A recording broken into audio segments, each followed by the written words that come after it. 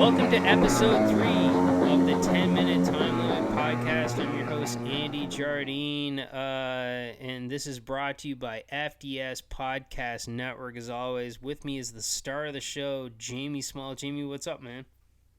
Not much, man. Excited to talk about Money in the Bank. Money in the bank. Oh my gosh, man. There was not a lot of money in that bank. Let me start by saying, if anybody's listening to us on their podcast provider or if they're watching us on YouTube, please find a way to subscribe to us. So hit like, comment, subscribe. Comments, we want to hear them, but it helps us out a lot if you would subscribe to it. So that would be awesome. Listen, we'll jump right into this. Last week, Jamie reached out to me and said, "Hey, Andy, when's the last pay-per-view you watched?" And it took me a while to answer, and I thought, well, I'm guessing it would have been somewhere around, I think I said like mid-year, like maybe Royal Rumble 2002, maybe? Yeah. Might have been the last pay-per-view. And you let me know, oh, well, WWE Money in the Bank is tonight. If you want to tune in, we'll get together on a Zoom channel. We'll watch it. I'll be like, well, why the hell wouldn't we do that? Let's check it out. And so we watch Money in the Bank, WWE, and I'll let you talk about it first. I think I tuned in right around when the Bray Wyatt match was happening. So let's roll here. Bray Wyatt was facing Braun Strowman for I believe the Universal title. And, that was quite a match. Should have been a bigger deal, as the former leader of the Wyatt family was facing one of his minions in Braun Strowman, as they were connected through that. It wasn't much of a match at all, really. There's not much to say about it. They tried to do some psychological stuff. Braun Strowman's not a very good actor. The action was kind of back and forth, and they tried to do the dramatic, put the face mask back on Braun Strowman, and to me, it just faltered. It was just a bad match from start to finish. It wasn't exciting, and I expected. It's exactly what I expected, so I guess I wasn't disappointed, if you want to put it that way. Yeah. I expected to be disappointed. Yeah, and you told me in the entire lead up you were thinking you were going to be disappointed. One thing that I heard about this match that I would agree with is it probably would have been better with fans in the stands, but not a lot better. So yeah, it would have helped to have some fan reaction. I think more reaction to Bray coming to the ring, and the fanfare of him actually being Bray and not being the Fiend in this circumstance would have been different. Him using the Firefly Funhouse theme music, which I'm not going to sing here right now, but you can go look it up. Yeah. Which is actually very entertaining, and it's creepy in its own right. He does look like Mr. Rogers going to the ring. It's a callback to Mr. Rogers is what it's supposed to be. And then he fights in that whole getup with the sweater on and khaki pants. Yeah. Meanwhile, Braun Strowman is just Braun Strowman in his typical gear, going toe-to-toe with him. And it ends with Braun getting the victory, and that buries Bray a little further down the totem pole, in my opinion. I don't know how they're going to bring him back from this loss, or if they can. Maybe Bray's done. I'm not sure. I think he's just biding time, waiting to get out of there to go somewhere like, I don't know, AEW, where his brilliance can be actually used properly. Yeah. Well, I mean, that was that match, so... And then eventually we moved on to the real moneymaker, which was the final match, which was actually two matches happening at the same time. To get a little insider, it was I think it was taped a couple of weeks before or something like that. But anyways, it was a women's fight and a men's fight in the Titan Towers, and this is a 4-floor tower, folks. I mean, this is pretty small building. to get to the top, to get the Money in the Bank case, which was suspended above some ladders. So I guess it was a bit of a ladder match too. And I have a special surprise for you, Jamie. I'm going to play a sounder from that match for you that's going to resonate with you a lot. Are you ready? I'm ready. Here we go.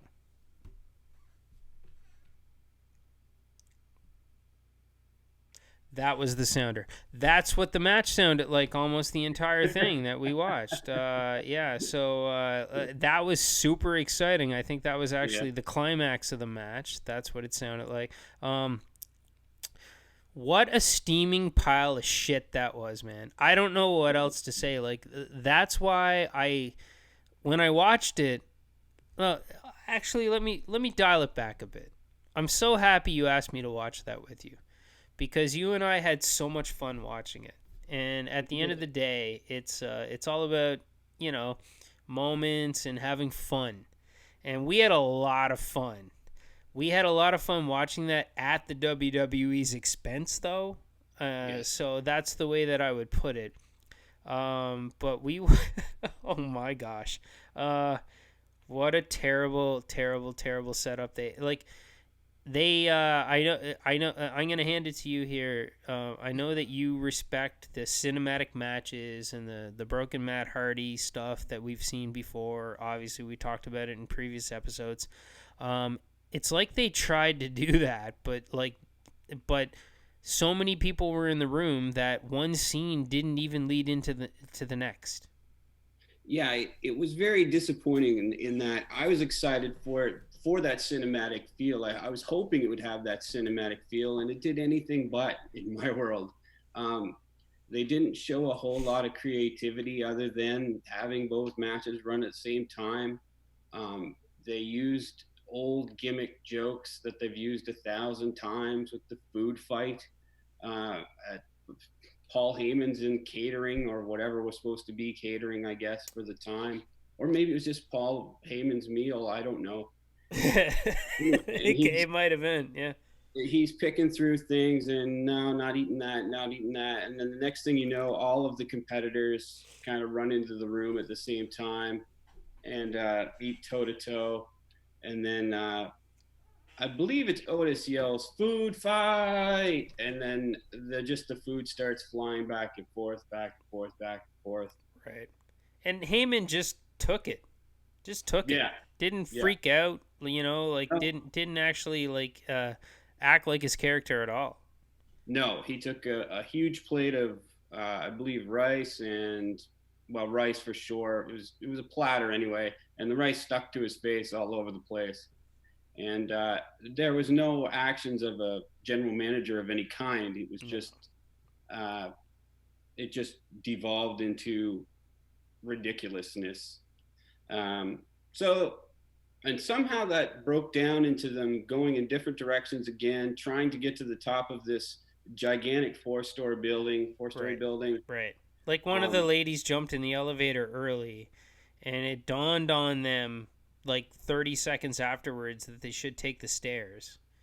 And I mean, taking the stairs would have been faster to get all the way to the fourth floor to begin with in a tiny building like this. Nothing they didn't take into account any common sense for the story. No, Asuka hopped in the elevator early. The others fought to get into the elevator but didn't make it. And it took her a good 10 minutes to get to the second floor where the food fight broke out. Right. The second floor. Reason, the second of 4 floors. For whatever 10 reason, minutes. Asuka stopped at the second floor and pretended to get out of the elevator and then hid back in and then looked again and then jumped back in.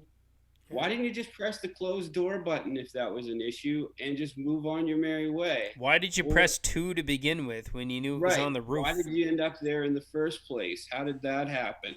I was going to give allowance for the fact that maybe somebody pressed 2 on the outside. But even still, we're talking about a good 10 minutes between floors. This has to be the worst elevator in history. And maybe, you know what, knowing Vince McMahon, the way he operates things, it could be that he has an elevator that's slower than taking the stairs to make his employees have to work a little harder to use those stairs to stay in shape. And good for them to do the camera shot so that you only saw the one elevator, because I've heard from people that work inside that building, not from them personally, but on their podcast, there's 3 elevators side by side. Yeah. So you could have just grabbed the next one. So yeah. So they did a little bit of scene inside of that. I think the part that was so everything that happened was so obvious. Everything that you could see it coming long before it happened. The weight except the cameos, like the little cameos, they weren't obvious. And then when they were done, there wasn't really a point. I guess the Pritchard point, like the Brother Love point. Actually, the only one that's even been able to shed some light on that to me is Jim Cornette on his podcast, when he said, like, let's just say he spent a lot of time in the bathroom. But the Doink the Clown, like, I didn't what was that supposed to mean? Clown behind the chair.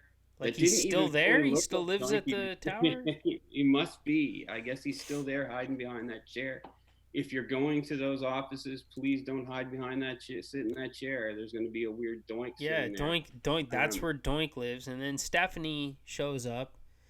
Stephanie shows up in a cuts a promo that has been obviously filmed somewhere else. Yeah, It's not even in the same building. It's not in the same room. Nothing. Otherwise, we would have had to have seen Stephanie in the shot somewhere prior to her giving this promo. And what she does is she tells Dana Brooke, who, Dana, you've grabbed the prop Money in the Bank briefcase that we use for the Money in the Bank conference room, which I didn't know was such a thing, or should it exist. Anyway, and then she asks her, can you clean Nia up? She's drooling on the floor. It's gross. And then that's the end of the promo. Right. And you and I didn't even get to hear that because it wasn't even happening. Like, we had no sound at the time. So we just saw Stephanie going against a background that we clearly knew was not in the room. And you could tell with the angles and everything like that. It's like, it'd be pretty easy to show them both in the shot. Well, it was a different color wall. Exactly. Yeah, it was like there was a whiteboard on one side of the room, but where Stephanie was supposedly at, there wasn't. And again, what a steaming pile of shit this was. Like, it was terrible. And then, okay, so if I could say, like, right at the beginning, I didn't know many of the wrestlers, but when I saw, I didn't know any of the women wrestlers, and I apologize for that. I know nothing about the women's division in WWE. I stopped being a WWF fan around 2001 or so. So I don't know. I mean, like, the women for me is like Terry Reynolds and Trish Stratus. Like, these are the women wrestlers that I know. Lena was awesome. So I don't know these wrestlers at all. And then on the men's side, I look at this lineup and I immediately go to tell Jamie, I'm like, AJ Styles, like, I have the WWE video game from, like, just last year. AJ Styles is on the cover of that. I respect this guy as a wrestler. I've seen what he did in other places. Like, he's a good wrestler. And then Daniel Bryan, I haven't seen a lot from him because I was checked out during his title reign, but I hear, like, he was at the top of the mountain at one point. Like, so there's those two guys, and then there's the rest. And I'm like, why are these guys here? And why are they even... Rey Mysterio, you did know Rey and Mysterio. Rey, oh, yeah, my bad. Yeah, of course, Rey Mysterio. I was never a huge Rey Mysterio fan. However, I watched him in WCW as well as WWF.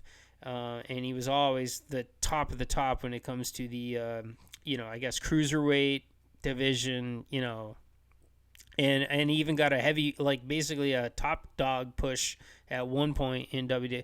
Anyway, but the rest, I'm just like, how do these amazing wrestlers, like, agree to be in this match? And I'm talking AJ Styles, Daniel Bryan, and Rey Mysterio. My bad. Yeah. Yes, you're right. Rey Mysterio as well. And I still don't know the answer to that. Yeah. I mean, I guess you do whatever's asked of you, and the Money in the Bank should be a big match. It should be a high-profile match for what it is. I mean, you do get to cash in at any point in time for the title, whatever title you want. And I guess, I mean, I don't know how you can compare that to anything in life. Like, you get to be the boss for a week or something, maybe, if you had something like this. But whatever the case may be, going for the top dog, it should have been just an in-the-ring match, 2 separate matches. None of this 2 matches happening at the same time business. None of this. It didn't need a gimmick outside of what it was already doing, in my opinion. Yeah, they shouldn't have done it as a cinematic match if they weren't going to do it properly. Right. Anybody watching a movie it has common sense in the back of their minds at all times. So the moment something doesn't make sense. Anyway, we're almost like we've talked probably too much about this, but like I guess we should talk about the ending. So the women's ending was fine. Like eventually, even though she fought off one of the men to get the she fought off Baron Corbin in order to get to her title, which made no sense. Which makes no sense. And then the men's title. And I guess we should talk about some pretty high-profile deaths that took place beforehand. That's right. Rey Mysterio and who else was thrown? Aleceister Black. And Aleister. They were thrown over the side of Titan Towers. So 4 floors is not the biggest tower in the world, but it's enough for even Rey Mysterio Jr. to be dead. So... And I went back and watched it, and I watched the drone shot of the setup of the ring, and in actuality, nobody could have gotten thrown off the edge the way they set up the whole thing. Although they wanted to sell you like they did get thrown off the tower, as it were. But yes, those 2 should be dead, and we should miss them forever. But they Mysterio appeared the next night on Raw, so apparently, and they didn't even talk about it, right? Don't even mention Makes it. Absolutely. Yeah. Makes like WWE is trying to like blur the lines between the cinematic matches and the real matches without talking about it, I guess. I find it rough to call this a cinematic match compared to the Firefly Funhouse or Agreed. the Boneyard. Oh yeah, and that was insane. We'll talk about that another time. You showed me that same night, like John Cena and John Cena's end. Holy crap. But anyway, and then the men's match ends with AJ Styles bobbling it, and then it lands in the hands of Otis. Who Jim Cornette hates Otis. Yes, it's not like Otis. And I don't hate him. I got nothing against him, but I think he's the wrong guy to be the next champion. He doesn't look like champion material to me, nor does he wrestle like champion material. So man, he didn't even look like wrestling material to me. I mean, he was a wrestler, but anyways, again, I don't know any of these guys, so all right. That's enough for that stupid promotion. Let's talk about the best promotion in the world right now, actually, as far as I'm concerned. We've been talking about NWA and the NWA Power series. We did season 1 on a previous video. Please check it out. NWA Power season 2. You and I watched all the way through, and we even got together. So this next fall, I didn't even bother introducing the last garbage as a match. But this next fall is scheduled for 2 out of 3, or next match is scheduled for 2 out of 3 falls, because we're going to talk about both the NWA Power season 2 and the subsequent pay-per-view. Hard Times, all together. Now, before we can get into this, Jamie, I have another special sounder for you, actually. And, good. I couldn't possibly be happier that you're wearing a hat, because I don't need you to stand, but I need you to remove your hat, and I need you to pay her some respects as you and I listen to the Mongrovian National Anthem.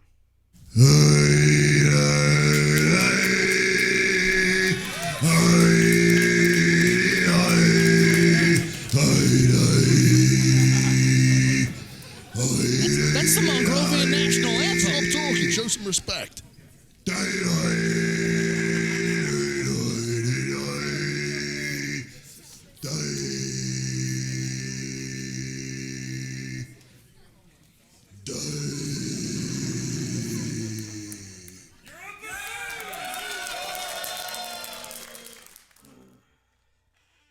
That was magic.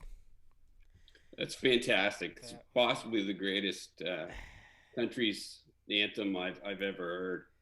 That was an excellent moment in NWA Power. All right, NWA Power Season 2. Let's rock and roll. So what Season 2 meant to me, and you had seen it before. You've introduced me to NWA Power. So you had seen it before. So what it meant to me, like it was a good season all around, you know. Obviously, you don't love every match and everything like that, but you know, there was a lot of good stuff happening. I was kind of crusty that the Rock and Roll Express were the tag team champions to start it off. I was kind of crusty that Ricky Morton got a shot at the 10 pounds of gold. You know, but as the season worked itself out, and it was only like 6 episodes or something like that, 2 things happened for me. Nick Aldis established himself as absolutely the best wrestler, like my favorite wrestler in NWA. Because as you know, I needed him to go full heel. And he did. He went full heel, and he got himself an entire entourage, strictly business. And when that happened, I was like, okay, he's the best. He's the best. And then the other thing that happened was the dynamic of Aaron Stevens, Shooter Stevens, and obviously the question mark, who we both like.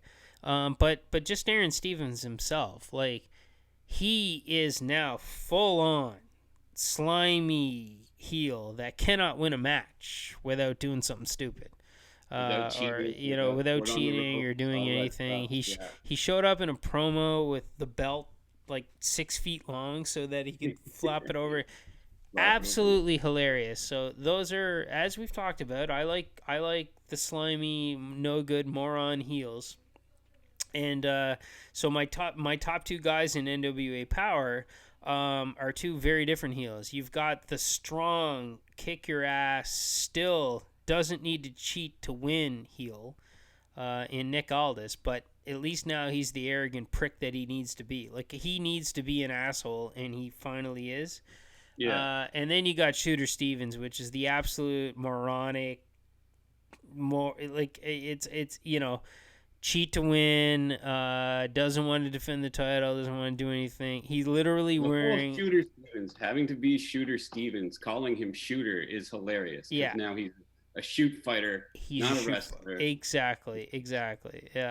Anyways, that's what the whole season was for me, man. And a lot of wrestlers that like I didn't respect a lot, gaining a lot more respect for me. So like Ricky Starks, I'm still not super sold on, and we'll talk about the pay-per-view in a bit, but he got better and better. Zicky Dice made his debut at one point, and I was like, who the hell is this moron? I think we talked about it in the last show, actually. Now I understand. I'm down. I'm a fan of Zicky Dice. Outlandish. And then they introduced the villain, actually. So for somebody like me who doesn't know who Marty Scurll is, you know, I was like, wow, this is an interesting guy. Like, he's kind of he's much smaller in stature than Aldis. He shows up. He's got a little umbrella and everything like that. He's got a little persona. But him and Aldis cut some amazing promos together. Like and they're friends apparently in real life. So anyway, so can you tell I love the NWA now? So I'm gonna hand it over to you. You can talk about NWA season 2. Give me whatever you want to say about it. Well, I want to talk about the villain. Give a little background on him. The villain started out as part of a TNA tryout. He was known as Party Marty, which was kind of a goofy gimmick. Didn't do much for me, and I didn't think he'd go far with that gimmick. But his in-ring skills were apparent that he was tight. He was tight in the ring. He was good. He then developed over time, became just Marty Scurll himself, wrestled as himself, kind of got rid of the party stuff, and then became the villain. And with the villain gimmick, he ended up being working closely with the Young Bucks and Kenny Omega and those guys with the Elite. and ended up going to Japan to do some matches. And New Japan is part of the Super Juniors division, and traveling everywhere. Right now, he's part of Ring of Honor, and he's the head guy at Ring of Honor, the booker, the general manager, the guy running things for Ring of Honor. That I did not know. Okay. Yeah, yeah. So he's kind of trying to. Ring of Honor kind of fell on hard times after the AEW came into real life, and they didn't have quite the. They didn't think AEW would have quite the success that they had. They've had. Bad call. Ring of Honor thought they could maintain the thousands and thousands they were getting to their shows, which in actuality it's been barely breaking hundreds. So they're in a bit of a quandary now. Marty is trying to now repair bridges, fix bridges, or build bridges between New Japan and AEW and NWA, for that matter, to try to bring them all together to create super shows like we had back in the 80s and the 90s, where matches that you didn't think were possible because of contract disputes, well, they could become possible now because of this whole union. And a union, I don't know if unionized will ever happen. I'm not going to get into that business side of things. Yeah. But it totally makes things different to think that the Ring of Honor champion and the AEW champion and the NWA champion could all square off in a three-way match. That would be really cool to see. Yeah, it'd be awesome. A one-night tournament where all the champions, the Intercontinental champions, your TV champions, your North American champions, all are in one or in two pools, and then they have a round robin type setup like the G1 tournament is in New Japan. It would be awesome. The ideas are endless. I think it would be awesome for all of them to get together, and I think they could really take down WWE at this point, where the product is so stale in WWE. Yeah. So, who are your top five now after season 2 and after the pay-per-view? Where would you put your top 5 guys? Yeah, it's a shame that COVID-19 absolutely derailed the momentum that they were having. But I guess it also derailed some things for WWE, and it allowed AEW to make some good decisions. Because even people like Jim Cornette are saying what AEW is doing is better than what anybody else is doing in terms of empty arena. Which takes a lot for Cornette to give them any love at all. Yes, 100%. Something Nick Aldis said in an interview, in like a shoot interview that I listened to recently, is he's like, I managed to unite the opinions of Jim Cornette and Russo, and he's like, I couldn't believe that happened, but yeah, the impossible is possible. The impossible is possible. Yeah, my top 5 in the NWA right now, and I mean, I couldn't like the NWA more right now. Like I want to get weekly. So number 1 is Nick Aldis. So Nick Aldis, I knew I needed him to be a top dog villain, a top dog heel, and he finally did it. He became an asshole, and then he got himself surrounded by a bunch of kind of asshats that are in various ways that are his little thing. So the moment he did that, it was absolutely perfect. As I've been talking to you about recently, I listened to a shoot interview with him where he talked about like his role in the traveling champion, the 10 pounds of gold, and setting up the NWA, and he is such an important part of it.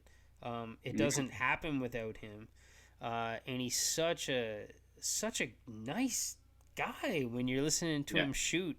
And then him and his wife Mickey from WWE, and they have a son, and his son is 5 years old, and he's running around at NWA and getting to know everybody. Nick Aldis, number 1, 100%. Number 2 is Shooter. Like, he became the moron that I needed him to become. yeah, that's basically it. Like, that's the heel that I'm looking for. The guy that is a coward, the guy that like will cheat, like he's just a moron, and his interactions with the fans are getting better and better and better. So number two, Yeah. number two is Shooter. Number three is Trevor Murdoch, who is my former number one. I mean, you can't like I still love Trevor Murdoch. His gimmick hasn't changed whatsoever. Like, I'm here to, I was here to earn a contract, and now I finally earned a contract. And now that I have a contract, there's a couple of you guys that I think are idiots. Yeah. Yeah, and I'll blur that, or I'll beep that out. Don't worry about it. So, so he's good. And then my number four. Do you have my list right there, real quick? My number four. Yeah, my number four is the question mark / his alter ego. I know that we're not. I know that we're not willing to disclose his alter ego, but I kind of feel like his alter ego is very interesting as well, and I kind of like include the two of them together because the question mark is getting a little bit stale. We'll see. Though that national anthem played it for you for a reason. And then number 5 is Zicky Dice. And part of why I'm really liking Zicky Dice, I'm cheating a little bit. I've been watching season 3. They've been giving him let's just say they've been giving him some more mic time, and with mic time becomes he's more interesting, let's put it that way. So those are my he's top more outlandish. He's way more outlandish.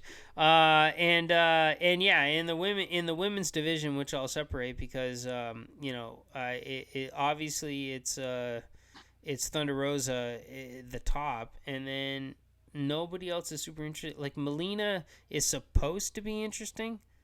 Yeah. But she's not super interesting to me, so that's where I'm at with that. I'll separate the two of them. Yeah. Yeah. For me, I don't differ much from you, other than Zicky Dice is my favorite. I love that guy. I can't wait to see where his character goes. Aldis becoming the heel. Wow, what a job they did. That heel turn was great, and the faction of Strictly Business is a fantastic setup to it. He couldn't have better faction partners in Latimer and Royce Isaacs. They're both ridiculous in like a different way.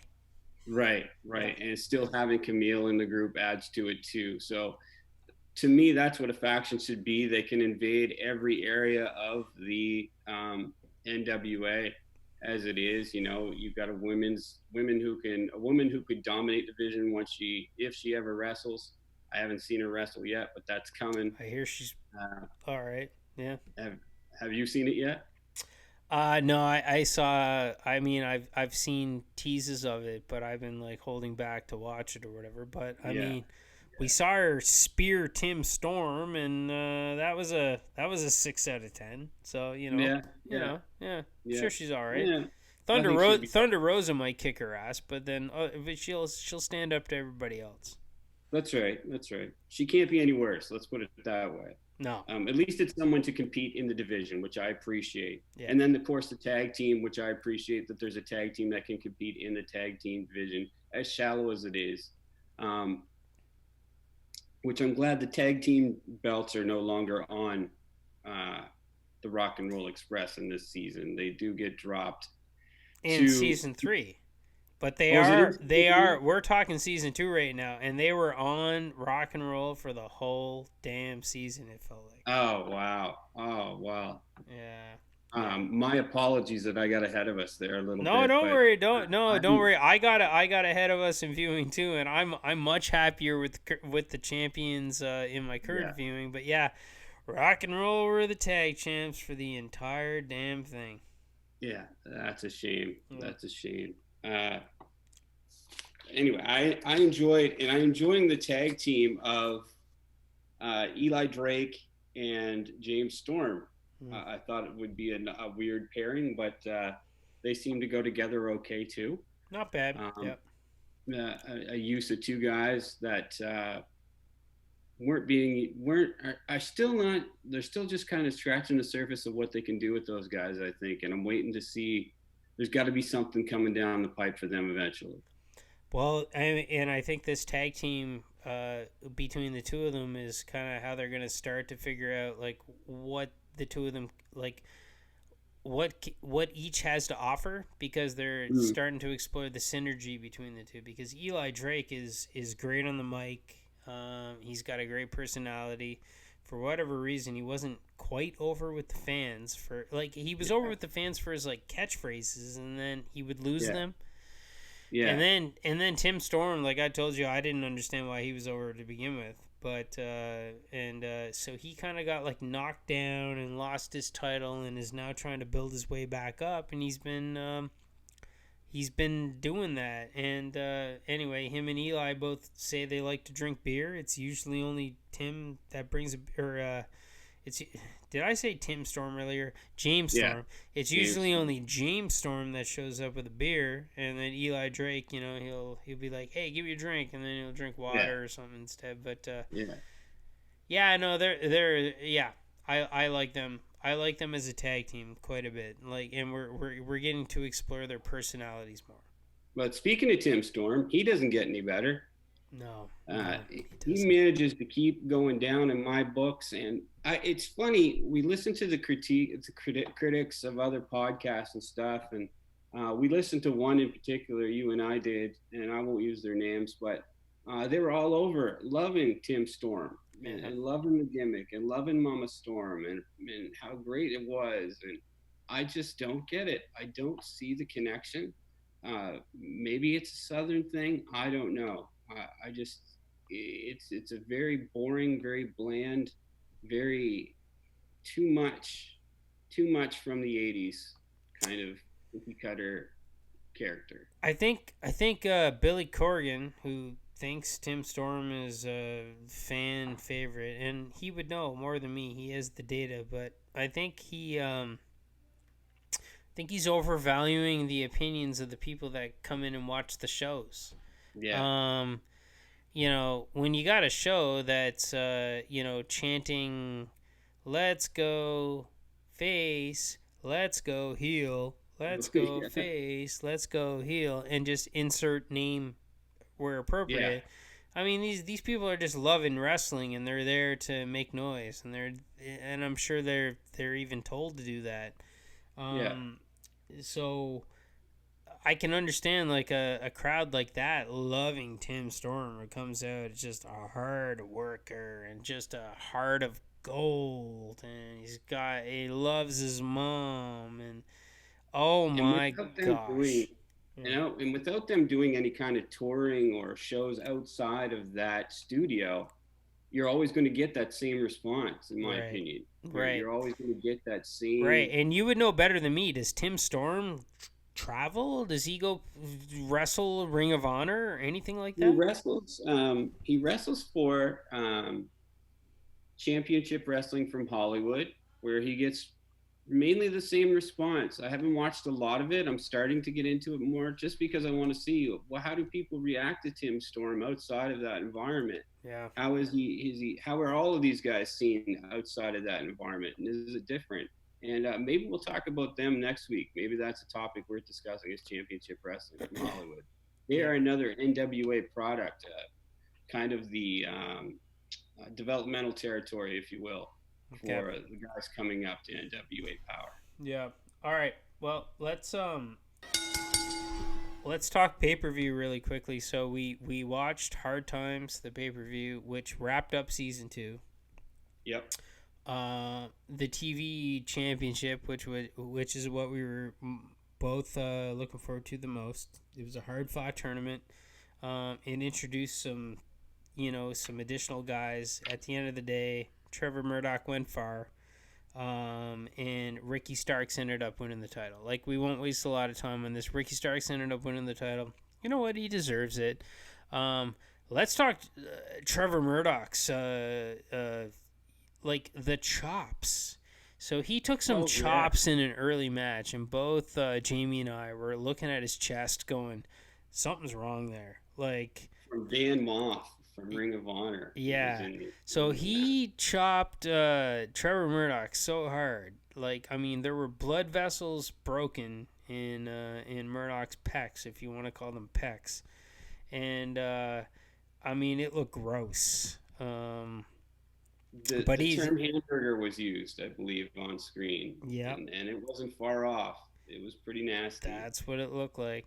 But Trevor Murdoch is a tough guy, and he had no problem. He came out and just kept doing the matches. Everything was good. Yeah, like the way I loved that tournament. I love the idea of the TV championship. I love that you have to be done in 6 minutes and whatever seconds. And I thought, and I actually think that's the nicest belt. Not I like it because we can say the word belt here. We're a podcast. And that's the nicest belt in the NWA by far. I mean, it's amazing. The 10 pounds of gold is okay, but for me, it's kind of blah. And the national championship is one of the worst belts I've ever seen of all time. And I was watching a listing, tiered list of the worst belts I've ever seen. I believe on Cultaholic, maybe on Wrestle Talk, but I can't remember now. And that was right up there as one of the worst belts ever. Horrible. The only thing that made it better was Shooter Stevens putting those 3 stripes on it and constantly showing the back. Like, it's the 3rd degry championship. So he's always showing the back of it instead of the front of it, and that's what made it better. Like it was a pretty good pay-per-view, I guess, overall. But looking back on it, like it didn't really feature Aldis in the right way. We knew that the pay-per-view that was going to matter more was going to be the next one that COVID destroyed, which was going to be him and the villain in Crockett Cup, yeah. And but otherwise, like what they did with him, like kind of stunk. Which showed by the TV title final match being the main event. It built up the main event. It built up to that TV title. You wanted to see the main event. You wanted to see that as the final match to see who was going to be the first champion. And unfortunately, it was Ricky Starks. We were really pulling for Trevor Murdoch. In that battle, but Murdoch wasn't able to pull it out. And I'm gonna say it was because Murdoch just couldn't take any more chops. His chest was just destroyed. But yeah, overall, it was a great show, entertaining show from start to finish. There was no kind of down points. There was no real bad matches that I remember. And looking over the list, there was no. This is where the Eli Drake and James Storm win the championships. Yeah. Oh yeah, they won it at the pay-per-view. Yeah, for sure. Yeah. Almost left that out. So they win the championships at the pay-per-view. Yeah, no, that was my bad. I said earlier, but what I was referring to was, because we're trying not to get ahead of ourselves here, because we're in COVID-19 catch-up, was they were the champions all the way through into season 2. Into season 2, which was pretty rough. Yeah. Until the pay-per-view, and we actually had a couple of title changes. Thunder Rosa becomes the women's champion. She defeats Allison Kay, which is deserved, and I think she's probably going to go on a long. Though anybody who knows more about NWA than me, I'm only like 2 episodes into the 3rd season, but I assume Thunder Rosa's going to go on a long title reign. I'm hoping she holds it for a while. That was a long match too. That was almost that was an 18-minute match, so that was quite a battle to get that title. And I like how they kind of the crowd was yelling, "You don't need them," at the end of it because Melina and the faction. Melina and Marty Bell. They're turning Thunder Rosa face. Yeah, is what's eventually happening. Eventually they have to. Yeah, or make her even more of a heel somehow. I think they're going to turn her face, like the way that it's been going. I think she's going to be a baby face. Yeah. So I'm excited. I hope the women add more women to it. I hope it gets to be a little bit deeper division, so you have more than just the 4 or 5. Well, Camille's going to change the game, right? Like, I mean, she hasn't even wrestled yet, and you already know, like, she's the top. Like, she's she's really the champion. Yeah, she's already the champion, and she hasn't wrestled. Camille's going to come in and just stomp everybody. So we'll see. We'll see what happens. Yeah. And I'm excited to see what other characters they might bring into, which ones they might highlight, and how they deal with the whole COVID-19 thing going forward. How are they going to present their product? And yeah, I know it should be interesting. If anybody can do a good job with it, I have faith in Billy Corgan and his group to make this an interesting period of time. They're doing a great job. Billy Corgan and his guy Logano, I think is Dave Logano. Dave Logano. They have a vision for what they want for wrestling, and it is resonating with me. And thank you, Jamie, for pointing me to it. It took a while to get into it, but it takes a while to get into any wrestling. And you never love every match, and you never love every wrestler. But you know what? If like most of the show resonates with you, then they're doing a good job. And and what I saw of the Billy Corgan interview, he's like, this is just the beginning. This is just us planting the roots, and eventually they want to go. And one of the most exciting things I heard is Nick Aldis was asked, what's the ultimate ending for this 10 pounds of gold title reign for you? And he said, well, WWE owns the rights to Starrcade, and there would be nothing better than Nick Aldis versus Triple H in Starrcade for the NWA title. And I couldn't agree more. Like, yeah. And you know what? WWE could do that in the right way. Like, they could do it, and it could be great. But they won't. They won't. No, they won't. They don't have to. But recently, they've let a lot of those old trademarks expire. So AEW was picking them up. So one of them was the name Rhodes. Okay. So that Cody can be Cody Rhodes again instead of just Cody. Cody, yeah. I believe the Match Beyond was one of the ones that was let go, which was War Games. So hopefully Starrcade gets let go soon. Starrcade hopefully will let go as well. Well, Nick Aldis is not doing the NWA any favors by talking about Nick Aldis versus Triple H and Starrcade.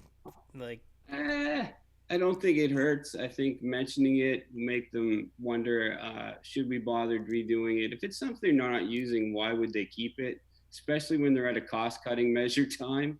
WWE seems to be looking to cut money wherever they can, including talent. So keeping a trademark like that, I hope they let it go. I would love to see the NWA Starrcade the way it should have been, way it should be, and way it should always have been for years to come. Agreed. All right, Jamie, let's get out of here. Our next episode, we'll talk about, obviously, NWA Power Season 3 and whatever we can get through. And I think that's going to pretty much get us up to date. So then maybe we'll talk a little AEW, maybe even some local wrestling. Who knows? Yeah, North Pro, maybe. Maybe. There's a teaser. There's a little teaser. There's a little teaser. All right. Later, guys. Everyone. Like, comment, and subscribe, please. It would help us out so much. And we'll talk to you next time. Later.